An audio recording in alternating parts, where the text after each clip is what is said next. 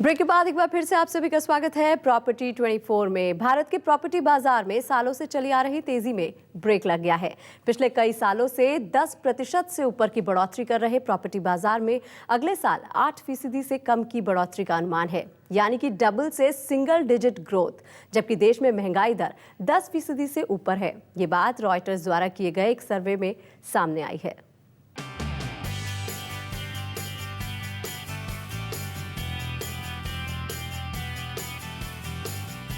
भारत के प्रॉपर्टी बाजार में सालों से चली आ रही तेजी पर ब्रेक लग गया है। पिछले कई सालों से 10% से ऊपर की बढ़ोतरी कर रहे प्रॉपर्टी बाजार में अगले साल 8% से कम की बढ़ोतरी का अनुमान है, यानी कि डबल से सिंगल डिजिट ग्रोथ। जबकि देश में महंगाई 10% से ऊपर है। ये बात रॉयटर्स द्वारा किए गए एक सर्वे में सामने आई है।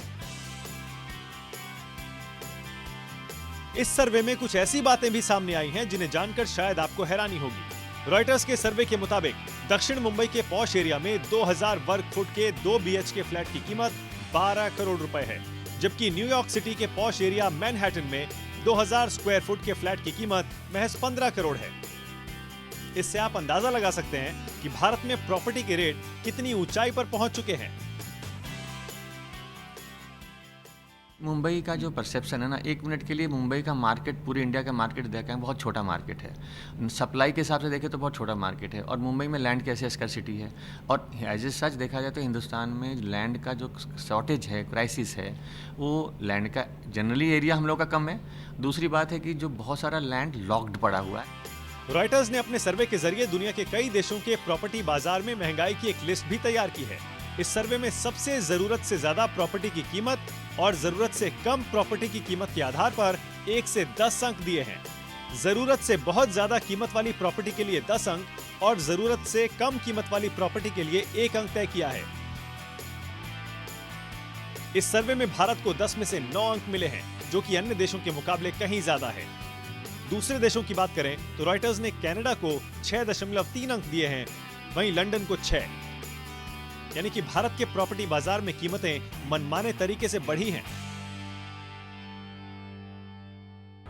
यूएस की बहुत मैच्योर इकोनॉमी है।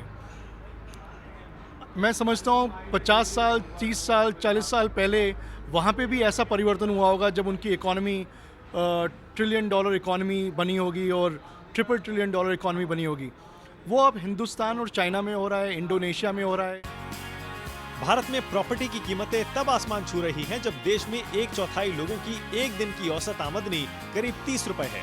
ऐसे में जानकार मानते हैं कि प्रॉपर्टी के दामों में बढ़ोतरी और लोगों की आय में संतुलन नहीं के बराबर दिख रहा है, जो एक बहुत बड़ा चिंता का विषय भी है।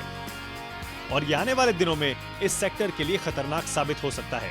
ऐसे में ऊंची ऊंची इमारतें भले ही तनकर खड़ी हों, लेकिन उनकी कीमतें ताश के पत्तों की तरह गिर सकती हैं।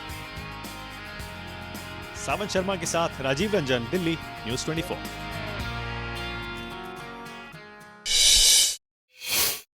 और इसी के साथ ही प्रॉपर्टी 24 में आज के लिए बस इतना ही। अगले हफ्ते फिर हाजिर होंगे प्रॉपर्टी से जुड़ी कई जानकारियों के साथ। लेकिन देश और दुनिया की तमाम खबरों के लिए आप देखते रहिए न्यूज़ 24।